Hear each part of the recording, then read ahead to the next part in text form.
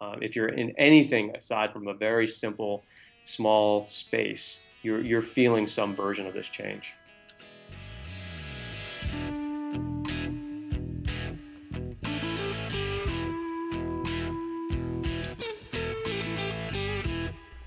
This is the Construction Leading Edge podcast. My name is Todd DeWalt, and my job here is to help you grow your leadership skills, grow your business, and grow your income. Today we have an interview with Chris Fussell, who's the Chief Growth Officer at the McChrystal Group. He's also an author of the New York Times bestseller, Team of Teams: New Rules of Engagement in a Complex World. Chris was commissioned as a naval officer back in '97 and spent the next 15 years on U.S. Navy SEAL teams, leading SEAL elements in combat zones around the globe, including Kosovo, Iraq, and Afghanistan. A few years ago, Chris left the Naval Special Warfare Development Group to join the McChrystal Group with General McChrystal. They are a leadership and management consulting group composed of a mix of folks from military, academic, business, and technology sectors. Their consultants specialize in transforming stagnant and siloed organizations into what they call cohesive, adaptable team of teams. Well, we're going to talk about this concept of team of teams and also talk about one of the organizations that they helped. In a nutshell, in this interview, you're going to learn about how the military special operations leadership had to change their approach during the war on terror in Iraq and Afghanistan, and how those principles that they developed in warfare apply to business today. You're also going to learn about distributed networks, what empowered execution is, and how to create a shared consciousness in your organization. This is one of the most interesting interviews I've ever done. So without further ado, here is Chris Fussell from the McChrystal Group. Enjoy. Okay, we have Chris Fussell from the McChrystal Group and Crosslead with us today. Chris, thanks so much for being on the podcast. I'm really excited about this conversation. How are you doing today? I'm great. Yeah, thanks for having me on. Absolutely. So glad it worked out. So we'll just jump into it. And I'll start off with my first question, and then we'll just kind of see where things go. Talk to me a little bit about what are some of the problems with the traditional, what's considered a bureaucratic, top-down leadership approach, specifically in your experience in a special operations military context? Yeah, sure. I'll start there. It's a good starting point. So I spent about 15 years in the SEAL teams from '97 until 2012. So got to live through a pretty transformative period for the special operations community in general. After 2001, obviously, the world for the military sort of flipped on its head, and we had to learn a lot of new things on the fly over the decade following those events. And what we went into the environment after 9/11 was with a very, very effective and efficient model, specifically inside the special operations community, that had been created in the 80s and 90s for a type of linear problem set that simply didn't exist in the new environment that we went into. And so, the problems in the industrial age that a lot of the military and business institutions that we now take for granted were created around were created inside of a world that was much more static and where top-down hierarchical approaches were the best way to sort of dominate a space. You could create an efficient model, scale it bigger than your competition, and eventually win your space. That's how you could defeat someone in a nation-state sort of conflict. That's how you could defeat your competitors in the business space, whatever the case may be. And we see examples of this everywhere. I mean, that was sort of the history of the 20th century. And so we had this very ingrained mentality that type of system that we created inside the special operations community was going to be the dominant organizational model in whatever problem we encountered. And after 9/11, we went forward into places like Afghanistan and then Iraq, where we ultimately really started to learn a lot of these lessons. We found that approach could only get you so far. And so what has changed, we experienced this in the fight against organizations like Al-Qaeda, or now what's become ISIS. But you see examples of this in all sorts of parts of industry as well as in global institutions like nation states, the healthcare system, or education. Wherever you want to look, there's some version of the fact that in the information age, which has been around now for 15, 20 years, the ability of individuals around the world to share information at light speed and to create massive distributed networks where I can send a tweet and reach however many Twitter followers I might have around the world, literally at light speed. That's a new phenomenon. And so if you try to take a traditional top-down bureaucratic approach and compete against a massively distributed network that can move at that sort of speed, the network's always going to be able to move faster than you. And the problem we faced on the battlefield was those networks, the network we saw in Al-Qaeda, it didn't become that because it was led by a bunch of visionaries. They just used what they had at their fingertips, which were cell phones and the internet. And they naturally stumbled into this ability to move information really fast. So they didn't need any sort of central control, really. They just had to inject ideas and motivation into what this naturally growing network that they had, and they could wreak chaos across the battlefield or around the world. And they had the advantage of not really needing to leave any sort of stability in the wake. And so they just wanted to create chaos and a vacuum into which they could pull more fighters and get more funding. And so when we use that traditional top-down approach where you're trying to solve the problem one piece at a time, it just didn't work. And so we had to shift our model entirely on its head. And where we ended up towards 2005, 2006, and there's been some great writing on this and what we try to cover in Team of Teams, is we evolved into a sort of a hybrid model where we had the traditional bureaucratic system still in place when we needed it, because there still are linear functions that need to happen inside of any enterprise. You need to hire and promote people. You need to recruit. You need to manage long-term projects and budgeting issues, et cetera. But, and the same was true for us on the battlefield. That's how we deployed soldiers, or that's how you build aircraft carriers and these long-term linear sort of models. But on a night-to-night basis, we were inside of that big bureaucracy, a distributed network that was allowed to move organically and create relationships across traditional vertical boundaries. And that was empowered by our senior leadership that said, it's okay to live in these two spaces. On the one hand, you need to be understand where you fall in a hierarchy, and that's how you're going to do a lot of these linear functions. But when it comes to the fast-paced problem that we're facing, you can act as this distributed network model inside the system and share information, share resources, come up with different creative approaches on a much faster cadence that the traditional system would allow. So that's our overarching thesis, is that this shift into the information age and what's now being called sort of the network age is affecting almost every industry. If you're in anything aside from a very simple, small space, you're feeling some version of this change. Good stuff. Can you share with us an example of, say, a military operation or something you guys did in the Special Forces context that would have been impossible under the bureaucratic approach, but was possible because of your new approach? Yeah, a lot of this stuff can get pretty sensitive, but I can give you sort of a generalized view of what types of things would have changed. And so the early years in the fight with Al-Qaeda in Iraq, for example, and this is now well documented, the special operations community would approach it through a traditional methodology, which was very effective, but and much faster than any other traditional competition, but not fast enough to compete with a distributed network. And so you'd gather all your information, you'd identify where there were an enemy threat or target that you wanted to push a team out against. They would go and execute the mission. They'd gather new intelligence. They'd bring it back into the headquarters. Intelligence groups and others would review the new information and plan the next operation.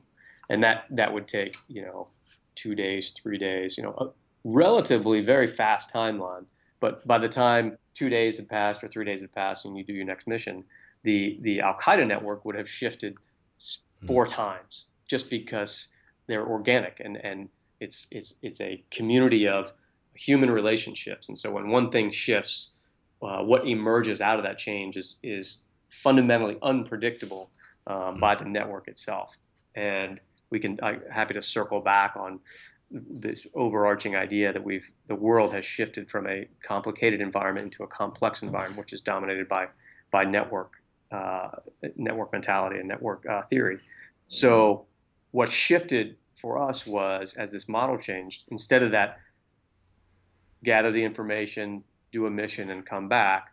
During that cycle, so as a team is going out and doing something, as they're learning information in real time, they're part of a network that they can push that information up and out into a global community that's analyzing real-time data as it comes in and can then go back out and shape and affect things in real time. So as a sort of a theoretical example, you could have one team, launching onto a mission in Baghdad, and as they land on a target and encounter an enemy fighter, they find some new piece of information. They can, through global communications, push that back up into the friendly network. Someone 2 countries away can see a key piece of data inside of what they've just learned, and then literally in real time get that information out to another team that might be on a helicopter going to another target somewhere in another part of the country. And they might look at that and decide, we should divert our target and not go to point A. We should go to point B, because what was just learned, on the other side of the country affects my thinking now as a leader. And so in a traditional model, you'd never be able to get that information up to the top, assembled with all the other data, and then pushed down to the other team. No way you would ever connect those dots. But when it was a holistic network operating a sort of one thinking human brain, those synapses could quickly be created and divert operations to a more beneficial target in real time. Right. Yeah, that sounds very familiar. It's fascinating because I did something similar with a construction company that I ran. We did municipal sewer line rehabilitation. So a lot of it was we would get contacted by our client who said, we literally have sewage running down the street, or we have sewage going into a creek.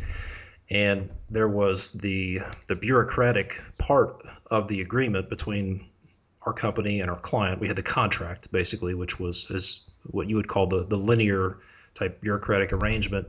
But then once we had people on the ground, then it became a find and fix, very reactive situation. So that I set up a network, like you're saying, using smartphones, Basecamp, and a few other ways, so that when my people in the field found problems, they could communicate that to the quote friendly network, like you're saying, and get immediate responses back. Under the old traditional construction type approach, I guess if I draw some parallels between military and construction, in the military you have your orders, and in construction we have our contract documents, our plans and specs, and those are typically drafted in with partial information, and then there's lots of changes that happen to the field. But under the old model, if a carpenter or a pipe layer or an equipment operator runs into an unforeseen condition, then they have to pass that information up the chain back to the office. The office has to get back with the client has to get back with someone else. Meanwhile, the clock is ticking, the meter's running, time's being lost, costs are being incurred, etc. And I'm convinced that the construction industry needs to tap into this message that you guys have and be able to respond to things respond to problems at the level that's closest to the problem, and empower those people with the authority, the equipment, and the information that they need to do so. Do you have an example from a business that you've worked with that has employed this method, and maybe you have an example of how this works in a non-military setting? Sure. Yeah. So our very first client that we worked with was Scott's Miracle-Gro that does lawn and garden care. If you have a yard, you probably have Scott's products. Really fascinating industry, actually, because they what might seem like from the outside, a simple industry. Probably people have this bias around construction, right? It's building houses or something. When you get inside, obviously, it's much more complex than that. And Scott's is in a similar space because they're global, mostly North America based, but the product that you have to ship to one side of the country is different from the product you have to ship to the other, even though it might seem the same on, in the bag. Regulations vary around the country, shipping requirements vary around the country, all these sorts of things, and those things are in constant change. Weather patterns will be different, so seasons will hit at different times around the country, all these sorts of things. And they're under constant attack by localized markets. So it's a much more complex industry than you might consider from the outside. And then it's a seasonal market as well. So they, like many companies, they make the majority of their money during a 4-month period when everybody's planting their yards in the spring or summer. Not unlike a Christmas-based industry where it's a peak season, right? And so they were in a spot where trying to figure out the complexity of how they tie all their smaller markets and regional leadership into one sort of a holistic system, and then incorporate that thinking with all the functions, R&D, marketing, et cetera, that sat at a national level as well. And so, it's a multidimensional network that they're trying to create. So we spent several years working inside of Scotch, which is a fantastic company. And I give you a small example that's always stuck with me. During their peak season, they would run sort of a global sync on what was happening at the store level, and one of their local sort of guy that managed several stores offered an example of a minor tweak that he or she had made to the way they displayed a product. They'd made that tweak based on what they had heard in one of these large multidimensional communication forums that we had helped partner with them to establish. And so people that traditionally would be 3 or 4 levels down and receiving filtered information were now invited to sit in on a regularly cadenced broad communication forum. So they were hearing straight from the senior leadership. Here's what we're thinking on in different functions. Here's what's going around the world in our market space. Those sorts of things. So this strong leader with the active listener and thinker inside of that space at a regional level had connected the dots and made some adjustment to a product display. Then reported up into one of these forums. Hey, here's something I just learned and what I'm doing. I think it's a best practice. The senior leadership was able to quickly say, well, let's look at that, make sense in other regions, and it did. And they were able to quickly make this change across the nation during their peak season. And so, you don't just have return on 3 stores. You've got national return on this great new idea that emerged from the sort of collective thinking of the organization. Now. And they would be the first to say in the old environment, that would have, like in any organization, at the end of the season, you do a review, what worked, what didn't. Hey, that's a great best practice that so-and-so created. Let's look at it for next year. And, certainly for us, what we found in the military, 9 times out of 10, it's dated by the time the next opportunity comes along. If you can't use it in real time, it's just something that was nice to have in the moment. And so what this system does, and we've seen it there, we've seen it in other industries, allows for that real-time connection around an implementation of emerging ideas before they're outdated by how quickly the problem is changing. I want to talk about what this system really does for motivating the people who are closest to the problem. But before we get into that, what are some of the practical steps that you would advise a business owner to take, like tomorrow, to leverage the power of a system like this? What are some tactical, practical things they can do? Well, a few things. I'd say start with a little internal sort of thought process. And this is something we had to do inside the special operations community as well. We didn't articulate it like this at the time, but essentially what was happening was a forced drill to say, how fast are we able to move and create true alignment within the entire organization such that those closest to the problem can move with highly informed autonomy, what we now call empowered execution. How often does that happen inside our organization? So whenever I talk to senior leaders, I ask them that same question, like, how often do you feel like you can go to bed at night and say my entire organization is aligned on strategy and they can operate with high levels of autonomy, and I know they're not going to make type 2 unrecoverable error that has strategic impacts to the organization. And for most companies, and rightfully so, because we all came up in this much more traditional bureaucratic model.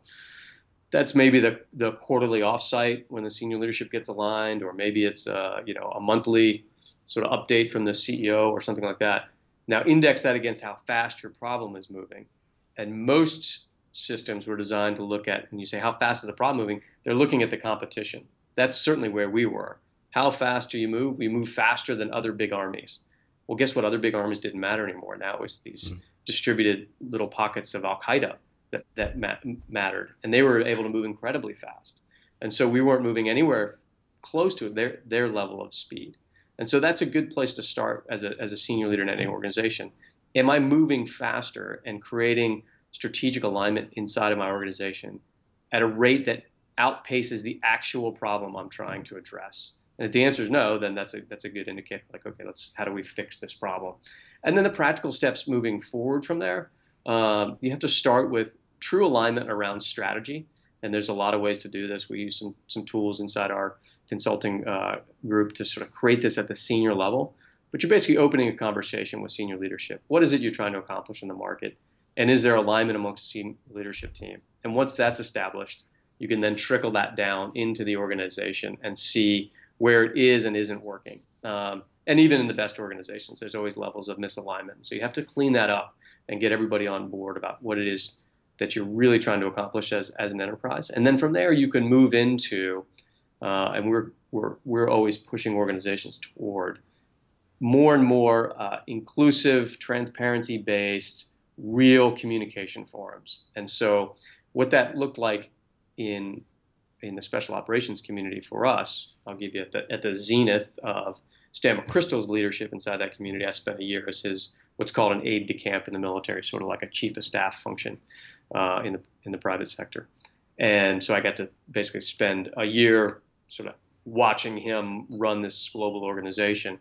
And every 24 hours, we would start, and we talk about this a bit in Team of Teams, we would start that 24-hour cycle with a 90-minute global video teleconference that included, anywhere from 6,000 to 8,000 people on the net when that year that I was working for Stan. Seems like an overwhelming amount of people, but that was the opportunity during that 24-hour period to get everybody synchronized around changes at the tactical level, new sort of operational mandates that everybody needed to be aware of, strategic changes that might have occurred in the geopolitical situation, whatever the case may be.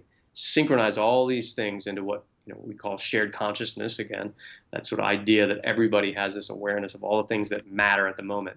And then you have 22 and a half hours of autonomy, highly informed autonomy, or this empowered execution idea where you can execute with independence and speed inside that system. Now, we had to do that every 24 hours because that's how fast the problem shifted. Al-Qaeda and other terrorist networks move incredibly fast. Not because they're smart, as I said, it's because they're just organic in how they change on the battlefield. And so we did this every day for years on end, where other industries, we've scaled these things everywhere from weekly to bi-weekly, and if need be, you can speed them up to 2 or 3 times a week, or even daily if there's some sort of crisis that needs to be addressed. But you put that type of broad communication mentality into the DNA of the organization, and then a cadence at which you do it can always expand or contract based on the speed at which you think the problems you're facing are actually moving. Okay, we'll get back to the interview with Chris in just a minute. One of the keys to shared consciousness and rapid decision-making in construction is rapid and accurate reporting from the field. I mean, let's face it, you got to have information to make decisions from. Here's a message from Raken, who can help you with that. Building stuff. That's what construction's all about.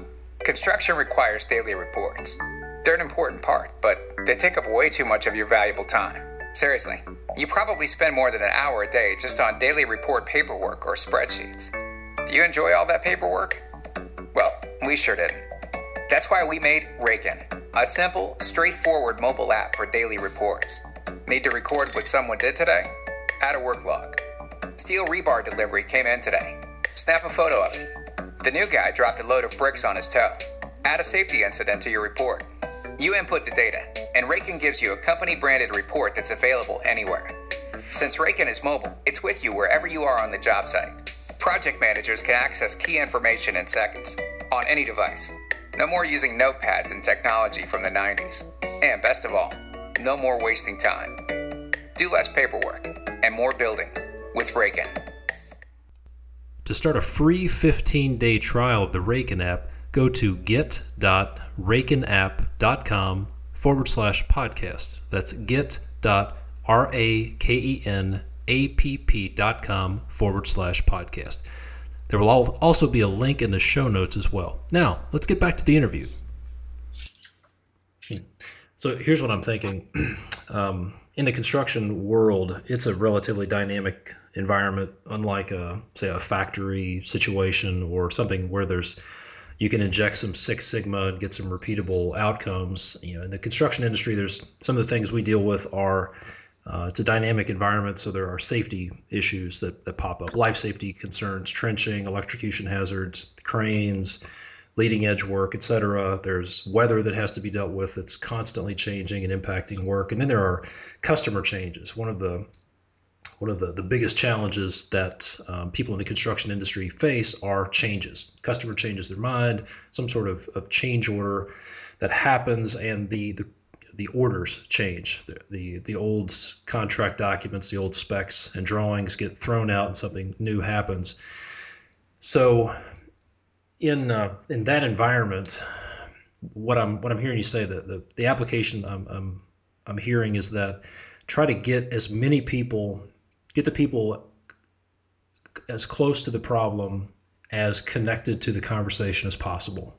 I don't know if that made sense or not, but the people who are actually facing the problems and actually doing the work need to be involved in this, what you would call the shared consciousness. So instead of the old chain of command going from client to project manager to superintendent to foreman to field level, you need to get everybody on the same level, on the same phone call, video conference, email string, etc. Because one thing I've found, and tell me if it's the same in the military, is that you have the phone game going. Things are lost in interpretation, things get added to it, taken away, sharpened, narrative gets added, and by the time it gets to the people who actually need to implement the solution, that it's completely different than what the intent was.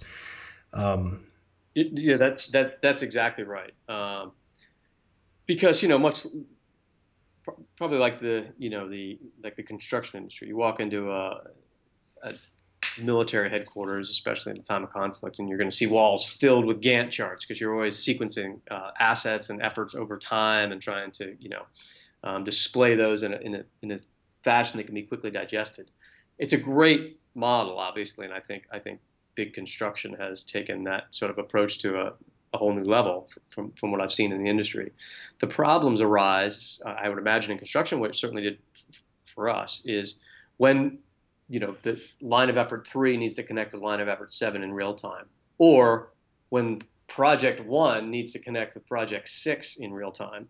And, line 1 on project 3 is affecting line 7 on project 9 right now. What systems allow that sort of cross-pollination of information?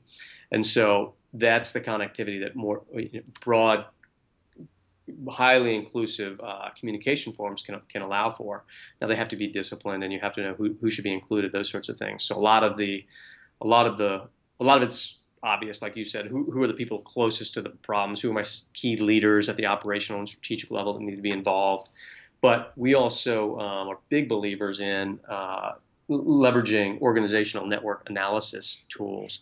That's something we do early on in our engagements, is distribute tools that allow big enterprise to report on themselves. And basically, at the individual level, people could say, here's who I go to for the best information. So there's 12 people in this division that when they want to go to marketing, they reach across to Todd. And even though Todd's like number 6 down in that part of the enterprise. And then you can look at that and say, wow, why is Todd so important when it comes to communication between R&D and marketing?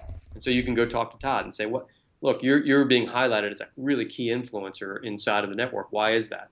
And, well, I came from marketing, or I go to their weekly staff meeting because I really want to make sure that the lines of communications are open, those sorts of things. So the organization self-reports on its key influencers, who are the key individuals that make this thing tick. And then, so you can highlight, okay, as we start to build out big communication forums and we want to identify the right type of leaders inside the organization that are creating these cross-vertical communication-based relationships, here they are. And so when you're trying to move the company fast, you can quickly pull the right people into the conversation and leverage that to your advantage. It seems like a couple of the obstacles I could see to implementing this would be the bureaucrats, people who are more concerned about maintaining their position, maintaining their or creating a sense of importance, or justifying their existence. That would be a problem, as well as leaders who are reluctant to give up control. The leaders who need to have all the right answers. It seems like the key is to be able to relinquish a lot of that control and take on a role of asking the right question, coordinating and creating the right environment, instead of having that command and control, I tell you exactly what to do type of mentality. Would you agree with that? Yeah, well, absolutely. And it's interesting. So the two things there, the bureaucratic mindset, we are the bureaucrats, right? There's always some people that maybe really love that system, but everybody complains about it at some point. So I don't see as much fault in that at the individual level, rather than it's a function of the system. So if you think of any big enterprise at the tactical level, so those closest to the problem, the operational level, which is sort of the filter between the three levels, and the top being strategic level, who sort of setting the vision for the organization. Same in the military as it is in business, essentially. And so every organization we work with, and we found this in the military, those closest to the problem just want to move. Like, these are your doers. They want to get clear, concise guidance and just execute. The strategic folks want to be strategic, right? They don't want to think big thoughts and set the vision of the company, and that's great. They worked really hard to get there, and they've earned that right. It's all of us, and I've been here as well. When you're in that middle operational level function, your job is what? It's to control the system itself, to make sure the trains are running on time. And so something like this that seems so disruptive to that can naturally create some sort of antibodies, because if that's how we're going to operate, what is my function at this operational level? And Right. So we went through that ourselves, and you had to, once the light bulb went on that said, oh, my job is to manage this new level of transparent communication and to facilitate as much productive information sharing as I can. Instead of being the bottleneck in the system, I want to be the highway of information flow. And you realize I can do 100x what I normally could, rather than trying to be the ultimate filter for every single thing. I'm trying to connect relationships inside of the network and then empower them to execute with autonomy. You realize I can do what would have taken 10 of me to do in the past. And so once people start to see that, the bureaucratic behavior, look, at 9 out of 10 people don't want to be bureaucrats, but the system sort of forces them to think that way. I know I've been through that myself. On the other side, at the senior leadership level, it does take a different type of behavior. A lot of, much like the system creates bureaucrats, this system also creates sort of closed door, leaders who want to talk to their top, 3, 5, 10 direct reports and let that trickle down into the organization. Not because they're bad people. That's just the type of behavior that those big systems tend to want to create. A lot of leaders will work to break this down, but the system itself is designed to only let that go so far. So McChrystal, obviously, when he put the system in place, did a lot of work breaking those barriers down. The way we describe the senior leadership shift in focus and behavior in Team of Teams is a chapter called Leading Like a Gardener. And so the idea there being, in the old traditional military system, you wanted to learn to become a chess master leader, where you'd spent years and years understanding the board and understanding the possibility of every sort of series of moves that could take place, and I knew how to position my pawns and my queen and my rook and all this stuff. And then you could read the board and make masterful moves and centrally control those individual sort of plays you were going to make. Well, today's world is just too complex for that. And what we argue is, what if on the other side, instead of another chess master who's also moving pieces, you're facing, all the white pieces are an interconnected network, and so the pawn can anticipate what's happening in the king's mind right now and can move independently of one single player. You're never going to be able to outmaneuver that speed and complexity. And so what Stan then described it as was, I became the gardener of the space. So a gardener doesn't yell at the tomatoes to turn red. The gardener creates the space where the tomato plant can optimize its own natural ability. So find the right area, get the right soil mixture, get the right plants in the right rows, those sorts of things, build it up, and then maintain and protect the space and allow what's going to occur naturally, and not trying to get in and micromanage every single move. And so that's a big shift. It's a much more hands-off, let me manage, provide the best space I can for you and ensure that the right relationships are in place, and that I will trust that you will do the right things inside of that. Yeah, trust. That's a key word that a lot of people, especially under the old school mentality in construction, have trouble with, is that idea of trust. The analogy I like to use is I looked at it as my job was, if you watched people out in the Northwest, they would float logs down the river, and occasionally there would be a log jam. And to prevent the log jam, you would see this guy walking around out on the logs, looking for problems, keeping things flowing to prevent the log jam. And I tell people a lot, it's my job just to prevent the log jam. My job is just to keep everybody moving so they can do what they need to do, create an environment, like you were saying, where they can be successful, because people want to do a good job. They don't want to be bogged down. They don't want to be delayed. They want to be effective. And if you can create that environment and give them what they need, then my experience has been people will thrive in that situation. Let me ask you a question. You mentioned that you were General McChrystal's aide-de-camp, kind of a chief of staff. How important is the role of the number two guy, the COO, the VP, the co-founder in business? And I want to touch on this because there's a lot of talk in magazines today about the entrepreneur, the CEO, the guy who started it all, the visionary. But how important is the role of the number two guy in business, and what are some of the keys to success in that role? Yeah, it's a great question. I love the logjam analogy, by the way. I might steal that if you don't know. Feel free. So I would clean it up a little bit as an aide de camp or chief of staff in the military. You are not the number two. What you are is sort of a right hand person for the senior leader. So I think this idea of a chief of staff function in enterprise is a huge comparative advantage when leveraged right. Now, some industries use these very effectively. Some don't have them. Some have them, but it's a mishmash of what that person actually does.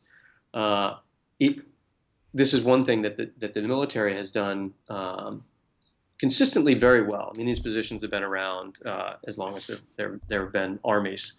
Alexander Hamilton was George Washington's aide-de-camp. So this is not a new idea. But I think the use of them has gotten better and better over time. So I didn't do this because I was, a genius. The way Stan McChrystal leveraged that position that I happened to fill, and then other similar sort of staff functions around him, there was 50 hours worth of information coming at him in any 24-hour period. And so we would all sit in our lane and be able to filter that really effectively and pull up the right data points, condense it down into what we knew he needed to be aware of. A lot of it we could just solve at our level, and he would never have to waste time on. So when you use that staff around you effectively, you can condense 50 hours into 15, and then you can have a little bit of free time to think and work during the day as well. And so that was sort of the goal. Now to do that, those individuals, so a good chief of staff, I think in like as you mentioned, in industry in a growing company or something, would be basically in a constant mind meld with the CEO and the senior leadership team, really understanding what are the priorities, how are we leveraging our current assets and resources against that, where are there, to your analogy, where are the log jams in the system right now that I can go and affect. Someone sort of staying one level removed from the real nuance of the decision making, but rather seeing and anticipating where decisions are going to need to be made. And are the right people informed? Do they have the right information? Playing that constant traffic cop, so to speak, pulling and pushing data across the field. When well used, it's a system that's a position that has exponential returns on the amount that you'll invest into it. And I think I haven't worked in an industry yet since we got out where I didn't see huge value in creating these sorts of systems.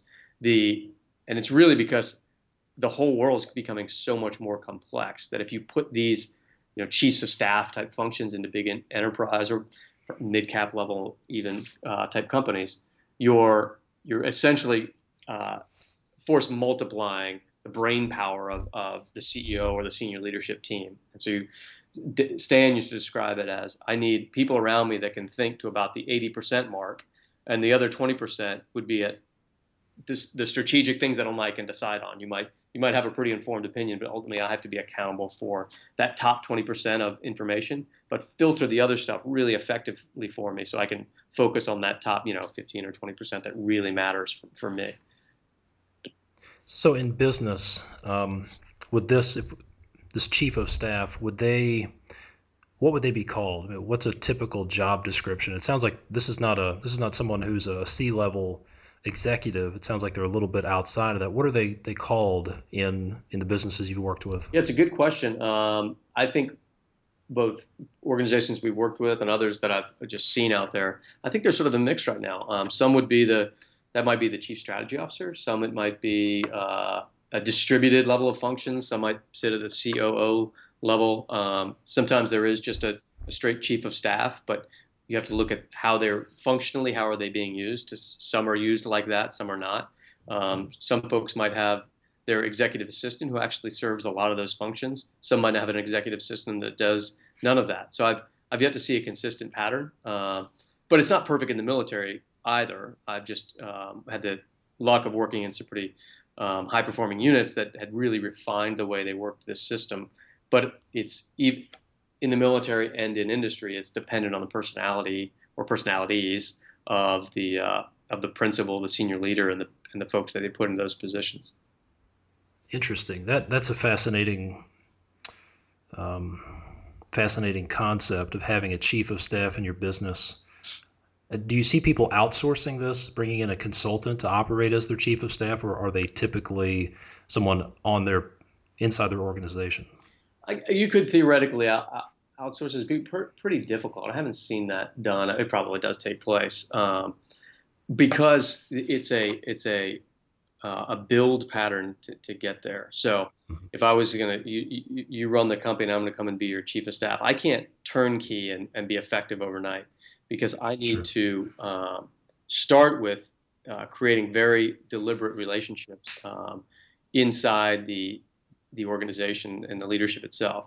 So if you think of it this way, if you sort of have a 2-block or 4-block quad in your head, ultimately what you want from me as your chief of staff is to become that sort of thought partner in your planning and execution cycle. So I can really help you optimize your use of time on internal, external requirements, et cetera, how you receive information from the senior staff and the organization, how you communicate back to them. But to get to that level without seeming like a total, dragon gatekeeper to the rest of the organization, which diminishes trust, which diminishes speed, all these things. And, you can imagine sort of the negative impacts of that. I need to work my way up to that. So I need to start with simply being in a position to help you execute things. So you want the staff or the company to do certain things. I'm a total doer for you at that point. And then if I do that, I can get up to helping the organization itself execute. So other people start to see the value where I can bring them good information and help them do things better, more efficiently, more in line with the overall intent of the organization. And then once I've sort of checked both those blocks, then I can help the organization plan better where I help people bring things up to you or to the the C-suite, and they can see, wow, my planning and communication with the C-suite is going much better because I'm learning how to leverage the chief of staff. Once I've been through all three of those gates, and then the organization and the other C-suite will hopefully trust me to become really a focused thought partner with the CEO. I'm not a peer when it comes to owning strategy and being accountable to the street or whatever the case may be. But the rest of the organization will trust that position to be able to really help create a fluid environment in and around the CEO's office.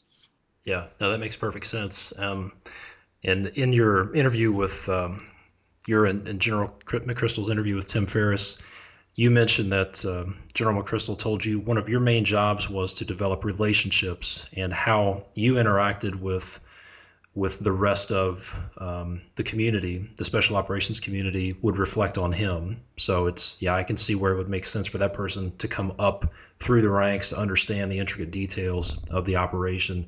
And I guess what I'm thinking, if someone has a small business and they're wondering how I can't afford somebody like that, you mentioned it's possible to distribute that functionality. So if you have a few key people, superintendents, project managers, general managers, sales managers, et cetera, perhaps you can distribute some of that to a few different people and tap a little bit of each person's time and energy to get that information back and kind of get that functionality. I know we're running short on time. I want to ask you one more question, and then I want to find out more about the Team of Teams book and what you guys are doing at the McChrystal Group. So last question I want to ask you before we talk about that is, what's some advice that you would give to a small business owner, specifically someone who's in a construction business? What's some advice that you would give them that they could take away from this conversation and put into action right away and see some results? Yeah, it's a great question. Over communicate, pull more and more people into your planning cycle. That's really how you can break through, as we were talking about earlier. How do you connect the dots between, the different project plans and different leaders inside your organization? You have to put yourself in the middle of that. So I tell people, envision it like this. If you have your org chart on the wall with you at the top, stop leading from the top. Pull that top dot down into the middle of the organization and lead from the center. Be the bridge in relationships, be the bridge in communication flow, be the bridge in information sharing. And when you see those things breaking down, why isn't Bob talking to Karen? Why were we behind in our ability to share across those boundaries? Ultimately, that's your responsibility in today's world as that senior leader to figure out how to create those synapse connections inside of your enterprise. And so don't take for granted that the system will solve for itself. Take that responsibility on as a senior leader. That's great. That reminds me, I interviewed Bob Brown, who owns a paving company in New Jersey, I believe, and he said one of his number one jobs as the CEO is to maintain alignment in the organization. And the problem with that some people listening are probably thinking about is, well, that's messy. It's so much easier to, as you said, go in your office, close your door, send out emails, pass down directives to your direct reports and let them deal with it. But that's just not the way things work anymore. So along those lines, tell us, since things aren't working like they used to, what are you guys up to at the McChrystal Group? And tell us about Team of Teams, the book. Sure, yeah. So Team of Teams came out a few months ago. It was written by Stan McChrystal, co-authored by myself and a few others here in the group with experience in this space. So it was fun to write. It was our reflection on not necessarily a war story, more on what has the history of these shifts inside the external environment. So on the industry side, the book starts back at the arrival of the industrial age, and what were the things that went into place to create this sort of assembly line, linear process mentality, and what are the organizational structures, leadership models, ergonomics of office spaces, all the things that developed around that, and then bridged over obviously into how the military evolved itself, and then why that type of system just doesn't work in the information age. And on the military side, we run the story all the way back to armies and navies of much older times, and showing how the thinking and leadership models evolved, and how those things sort of merged inside our space, and the changes we needed to make after 9/11, and ultimately making the argument that this is not unique to the military. This is a shift into the information age that everyone's going to have to deal with. And so what we've been doing here inside the McChrystal Group is codifying those changes and helping industries in all different spaces work on how they can adjust the systems and processes that drive their organization on a day-to-day basis, and what are the leadership behaviors that allow the organization to move toward this much more inclusive, real-time, broad communication, transparency-based system that we knew worked inside of our community. So we're based in DC. We've got about 80 folks in the group, and we put in small teams of two to six or so in companies, and they'll stay for a year on the short end, 2 to 3 years on the long end, and help senior leaders walk through all these change processes, and then work at every level of the organization, educating people around this change model and why we think it's so important. So it's been a really exciting few years. Yeah, that sounds fascinating. That sounds like a really interesting endeavor. I see why you guys are excited about it, why you wrote the book, and I appreciate everything you guys have done for business and taking those principles that you honed in special operations and then coming up with those cross-functional applications and how it applies to business. I'm sure that's very helpful to businesses. So if people want to find out more or get in touch with you, Chris, where should they go? Which website should they go to? Where can they hook up with you on social media?